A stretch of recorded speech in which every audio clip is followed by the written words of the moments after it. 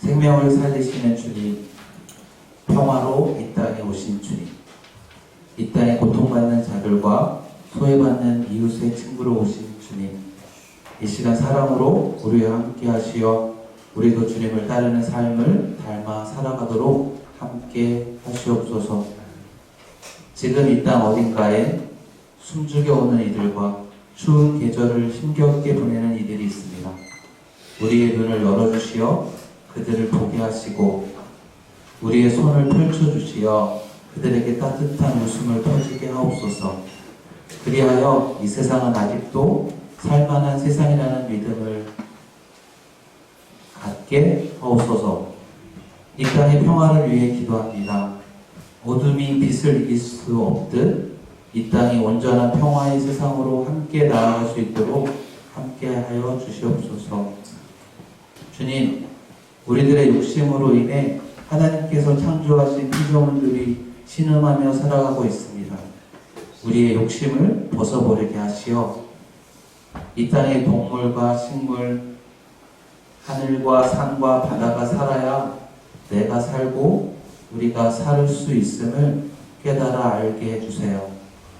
우리의 눈을 뜨게 해 주님께서 보시는 것을 보게 하시고 우리의 귀를 열어 주님께서 들려주시는 소리를 듣게 하시며 또한 주께서 듣고 계시는 이 땅의 신음소리를 우리도 듣게 하소서. 우리의 혀를 풀어주시어 주님께서 하신 말씀, 내 이웃을 사랑하라, 내 이웃을 사랑하라, 이 말씀을 따라 외칠 수 있게 하소서. 우리의 손과 발로 주님이 행하시고자 하는 일과 가시고자 하는 길을 따라 가게 하옵소서. 어머니 하나님, 이곳에 세우신 지평 공동체와 함께 해주시어 이 땅에 주님의 평화를, 평등을 이루기 위해 노력하는 공동체로 소외된 이웃과 함께하며 외로운 이들과 소통하고 늘 깨어있어 주님의 시선과 주님의 사랑의 언어가 온전히 이 땅에 전파하는 그날까지 열심히 노력하고 기도하는 공동체가 되도록 함께 해주세요. 다음은 기도문 하나 같이 읽고 기도 마치겠습니다. 주님, 저는 제가 남보다 부유하다고 생각될 때 두렵습니다. 주님은 가난한 사람을 사랑하시기 때문입니다. 주님, 저는 제가 남보다 높다고 생각할 때 두렵습니다.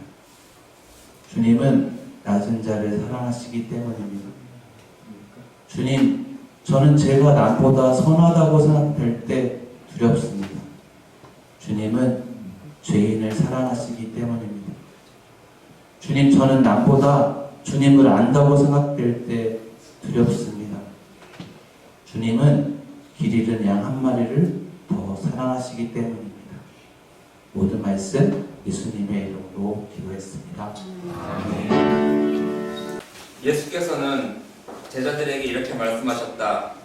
그러니 잘 들어라. 너희는 무엇을 먹고 살까, 또 몸에다 무엇을 걸칠까 하고 걱정하지 말라. 목숨이 음식보다 더 귀하고 몸이 옷보다 더 귀하지 않느냐. 저 까마귀들을 생각해 보아라.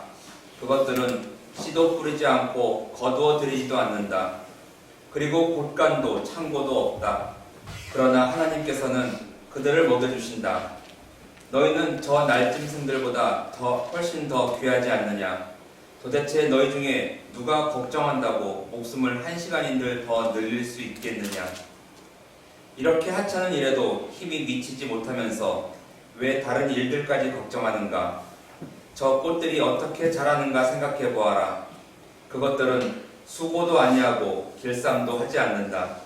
그러나 온갖 영화를 누린 솔로몬도 결코 이 꽃 한 송이만큼 화려하게 차려입지는 못하였다. 너희는 왜 그렇게도 믿음이 적으냐.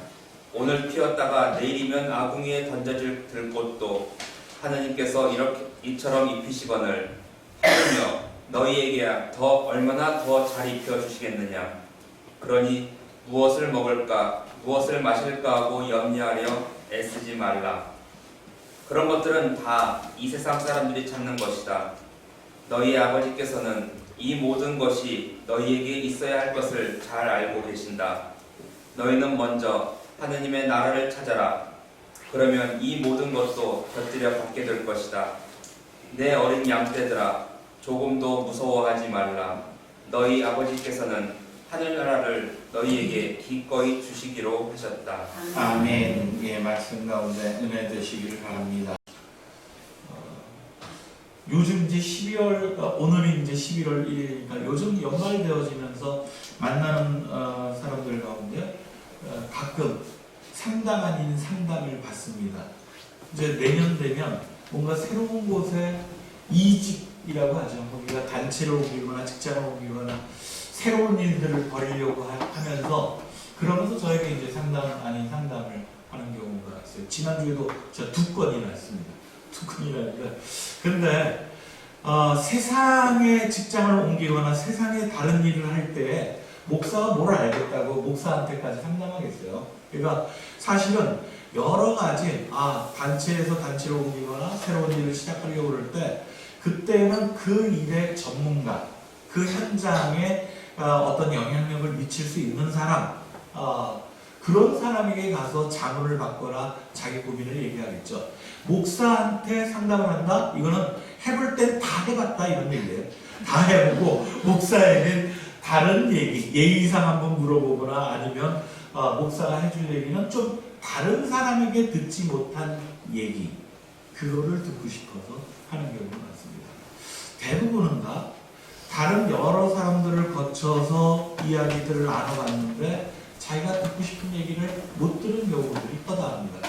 여러분들도 다 아시죠? 대화, 상담이라고 하는 것은 상담학의 기본은 이미 질문하는 사람, 자꾸 이렇게 물어보는 사람은 그 안에 자기 답을 갖고 있다. 이런 얘기거든요. 그러니까 다른 곳에서 막 이렇게 이야기들, 내가 이 일을 새로 시작했으면 좋겠는데 어떻게 생각하세요? 하면서 자문을 했는데 거기서 만족치 못했다. 그러면 그건 자기가 원래 답을 갖고 있는 거예요. 지난주에도 일단 서울의 어느 한 단체에서 일을 하던 젊은 친구입니다. 30대 초반인데 자기가 아무리 봐도 그 단체에서 일을 하다가는 이제 장가도 가야 되고 정말 그리고 뭔가 그 준비들도 해야 되는데 비전이 잘 보이지 않더래요. 시민단체가 대부분 다 그렇잖아요. 그러니까 어느 정도 아무리 올라가봐야 대표가 되면 뭐 월급도 못 받는 거고 그 이상 올라가봐야 뭐 사무국장, 처장 뭐 이런 정도 하는 거니까 거기에서 이게 할 수 있겠는가 뭐 이런 생각하면서 다른 직장을 알아봤던 모양입니다. 그랬는데 조건은 어느 정도 맞아 떨어졌어요. 자기가 원하는 월급의 액수, 일하는 노동의 강도 뭐 이런 것들은 다 나왔는데 그런데 가만 돌이켜 생각하니까 자꾸 자기가 처음 이 시민단체에 들어왔을 때 가졌던 그 마음을 그 안에 새로운 곳에 직장에 가서는 구현할 수가 없는 거예요. 네. 그렇잖아요. 돈을 주고 그리고 그 생계를 책임져주고 뭔가 자신의 조건들, 살아가는 그런 조건들을 맞춰주면 괜히 주는 게 아닙니다. 남의 주머니에 돈 뺏어 먹기 그렇게 쉬운 거 아닌 거라는 게 세상 일이잖아요. 네. 다 아는 거예요. 그러니까 이 친구가 이렇게 저렇게 아는 분들 찾아서 자문도 구해보고 자기가 자꾸 그래야겠다 뭐 이런 얘기하다가 마지막에 아마도 저를 찾아서 얘기를 하는 거 아닌가 싶습니다. 그러니까 그런 것을 대충 짐작하니까 저는 막 질르죠. 그러니까 이렇게 저렇게 앞뒤 재지 않습니다. 그저 네가 처음 가졌었던 20대 때 학교를 졸업하고 군대를 갔다 오고 그리고 이 일을 시작하겠다 그리고 시민단체 뛰어들었던 그 마음이 아직도 남아있는지 그리고 그 마음이 남지 않았다면 그것은 무엇 때문인지 그리고 다시 그 마음으로 살아가고 싶은 그런 욕구가 있는지 이런 정도의 이야기를 좀 나눴어요. 그리고 만약에 지금도 하고 있는 일이 팔딱거린다면 네 심장을 건드린다면 그러면 다른 거 생각하거나 계산하지 말고 좀 더 가봐도 되지 않겠어? 뭐 이런 정도의 얘기했어요. 뭐 그 친구가 결혼을 그래서 못하더라도 그건 제 책임 아니니까 그러니까 목사한테 질문할 때 뭐 이런 얘기 받으려고 한 거 아니겠어요? 그러니까 저는 그래서 그냥 심장이 두근거리는 대로 가르치는 대로 그렇게 살았으면 좋겠다 얘기를 했습니다.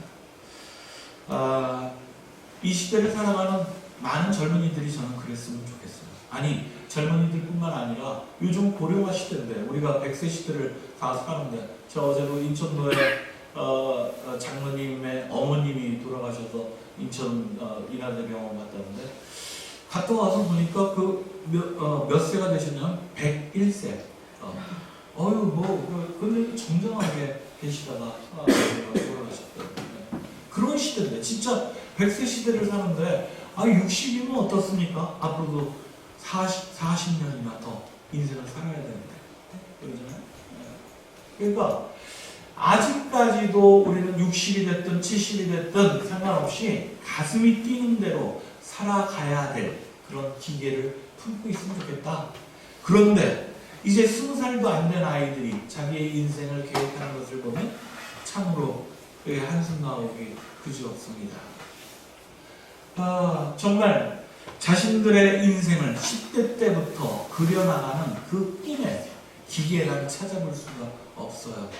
정말 가슴이 뛰어서 그 일을 쫓아가고 있는 것인지 아니면 벌써부터 직장과 자기가 살아가야 되는 막 이런 계산들 속에서 자신의 꿈이 그냥 쫄아들어 있는 것인지 그것을 알 수 없을 정도로 참 답답하다 그런 생각을 갖게 됩니다. 교회 여러분, 생각과 느낌, 제가 오늘 제목으로 생각하면 할수록이라고 그랬는데요. 한번 여러분들 한번 보시죠. 생각하면 생각할수록 뒤에 들어가는 얘기 하는 겁니다.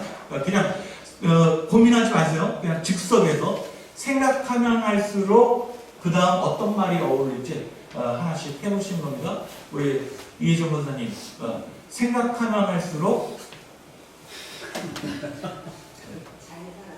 잘 살았다. 이야, 고민 많이 하신다는데 제가 원하는 답이 아니어서 다른 분한테 바로 갑니다. 네.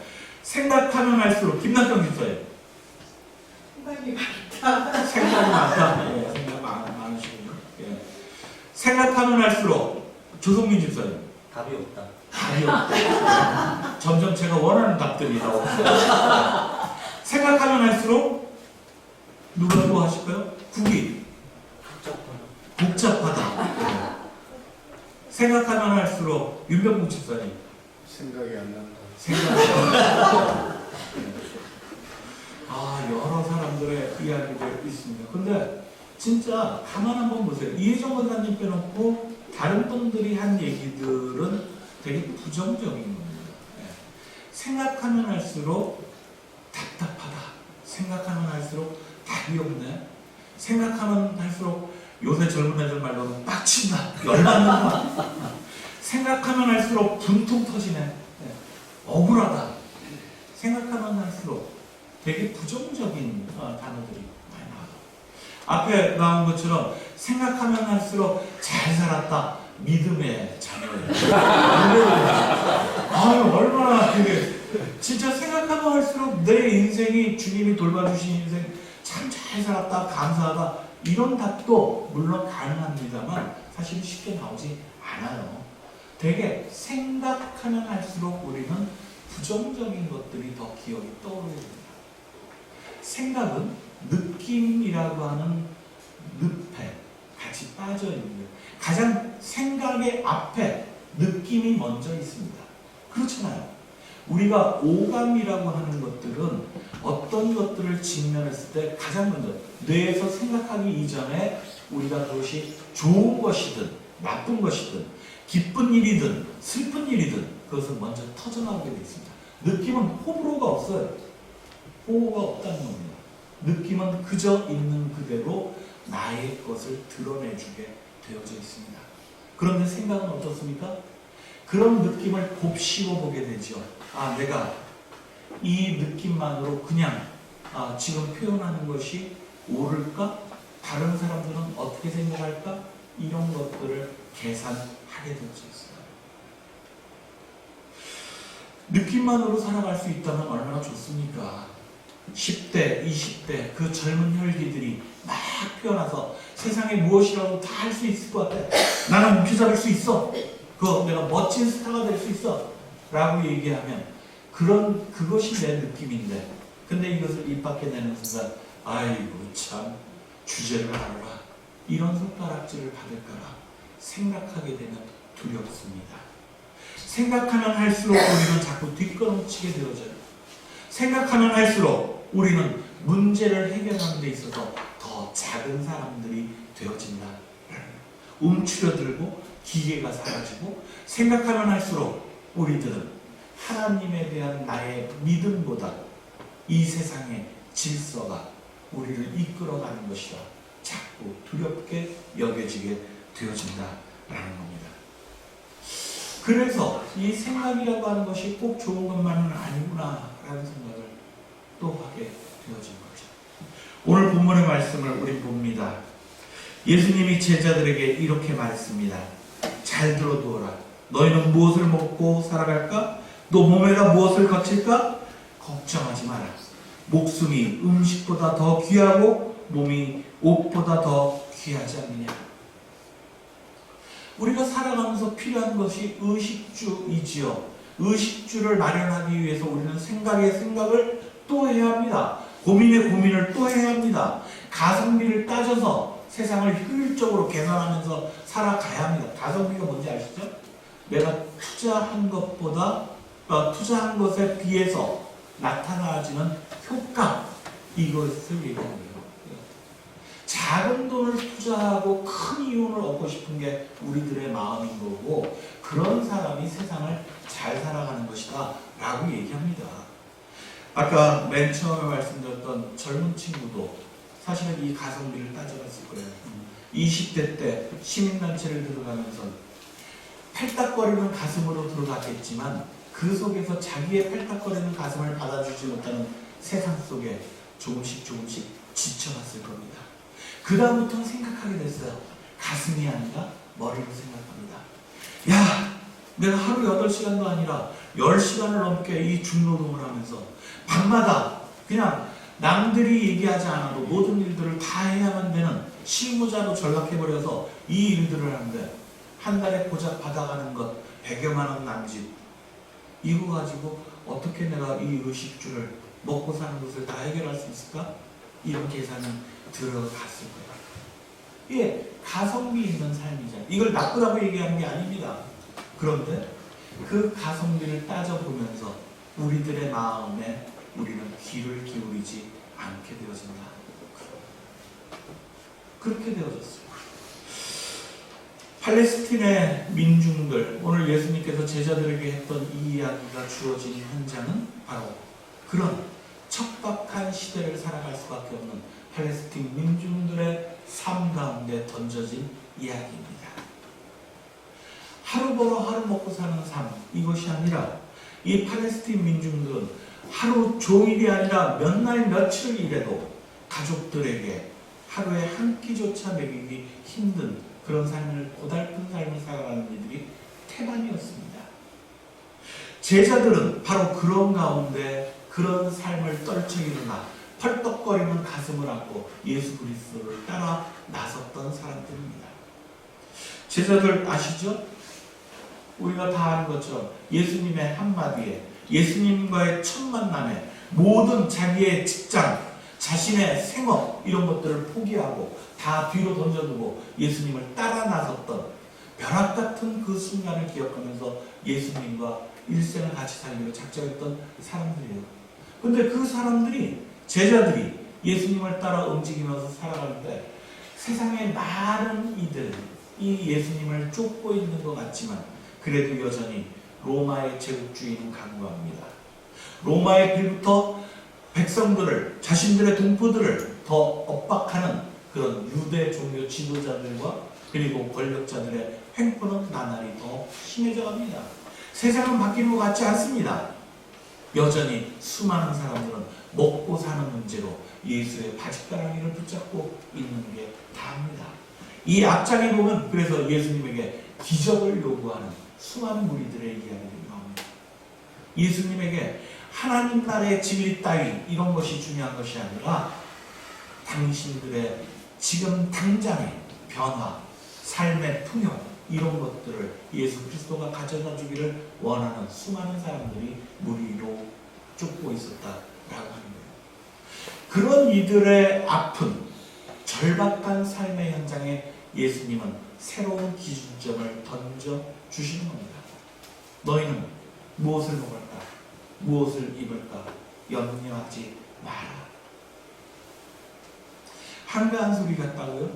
마치 세상에 여러 직장에 전전긍긍하면서 오늘 어떻게 살아갈까? 이렇게 고민하는 20대 젊은이들에게 그래도 꿈을 가져라. 열정페이를 강요하는 그런 한가한 목사의 이야기 같다고요? 아닙니다. 예수 그리스도가 우리에게 던져준 그런 새로운 삶의 방향입니다. 교회 여러분, 우리들의 현실 속에서 우리는 단순히 이 쪼그라든 나의 삶 때문에 그래서 이 세상을 절망적으로 바라보게 되면 우리들의 꿈이 사라지게 되면 서로 나와 함께 있는 이웃은 동료가 되어지는 것이 아니라 적이 되어질 수밖에 없어요. 우린 잘 알고 있죠. 가난한 자들, 그들의 연대가 온전히 이루어지지 않으면 오히려 그 속에서 가난한 자가 더 가난한 자를 압박하도록 더 짓누르고 그가 갖고 있는 마지막 한계까지도 뺏어서 자신의 것으로 착취하게 만드는 이 세상의 악독한 구조를 우리는 잘 알고 있습니다. 서로가 서로에게 정이 되어지지 않으려면 서로가 가진 것 별로 없어도 함께 나누어서 희망을 품고 살아가려면 그러면 우리들의 삶이 쪼그라들어서는 안 된다고 하는 거예요. 삶이 공고할수록 가끔 우리들의 시선은 더 큰 세계로 돌려야 합니다. 우리가 앞에 찬양 불렀던 하나님의 눈길이 머무는 곳, 그것이 어떤 곳일까요? 그것은 쪼그라든 우리들의 삶의 무게 때문에 그래서 차마 바라보지 않고 외면해버리는 하나님의 나라가 있는 곳입니다. 그렇게 평화가 심겨진 곳입니다. 그것을 바라봐야 하는데 내 삶의 길을만 쳐다보느라 바쁘다고 외면하는 그런 곳이 바로 하나님의 시선이 머무는 바로 그런 곳이에요. 우리는 그런 사람들입니다. 그리스도인들은 하나님의 시선과 하나님의 손길, 하나님의 발길이 향하고 있는 곳으로 나도 가겠습니다. 나도 쳐다보겠습니다. 라고 고백한 사람들이기에 우리들은 나의 공공한 삶에 상관없이 하나님과 보조를 맞춰야 되는 사람들이다. 김사인이라는 시인이 있습니다. 김사인의 시를 하나 제가 읽어드릴게요. 얼빠진 집구석에서 태어나 허벅지 살만 불리다가 속절없이 저무는구나. 내 새끼들도 10중 8구 행랑채나 지키다가 장작이나 패주다가 풍악이나 잡아주다가 행아 몇 푼에 헤헤거리고 취생몽사하리라. 괴로워 때로 주리가 틀리겠지만 길은 없으리라. 참 이게 뭐라 그럴까, 가슴이 막 찢어지는 듯한 그런 거죠. 자신의 인생이 별것 아니에요. 그냥 살아가는데 허덕거리면서 막 그러는데 자신뿐만 아니라 대를 이어서 자기의 자식까지 주인의 눈치 보고 앞에서 알랑만 웃기고 그러다가 그냥 이 생을 마감하리라 이렇게 하는 거예요. 이 시의 제목이 뭔지 아세요? 이 시의 제목이 한국사입니다. 한국사. 한 집안의 가난함만이 아니라 한 나라의 빈곤함입니다. 한 나라의 참으로 처참한 지경을 이 시 속에서 우리는 엿볼 수가 있습니다. 대한민국 작은 나라지요.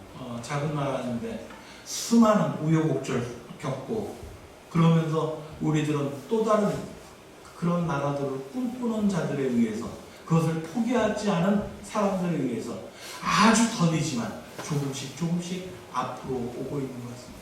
이제는 그래도 강대국 향해서도 우리가 우방, 혈맹 이런 얘기로 막 그동안의 역사 속에서 우리를 겁박했던 그런 나라들한테도 찍소리는 좀 내가면서 하고 있는 거잖아요.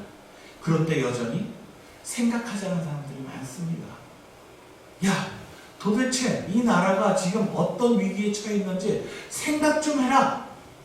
꿈틀거리는, 팔딱거리는 가슴으로 다른 나라들에게 그렇게 함부로 얘기하지 말고 정의, 평화, 남북 통일 다 좋아. 그래도 생각 좀 해.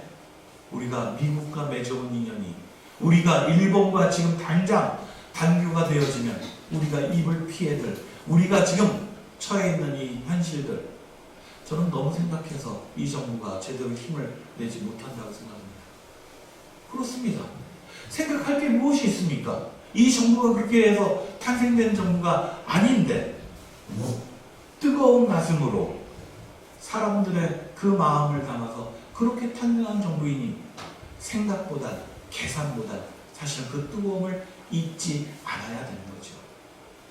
저는 그러기를 기도합니다.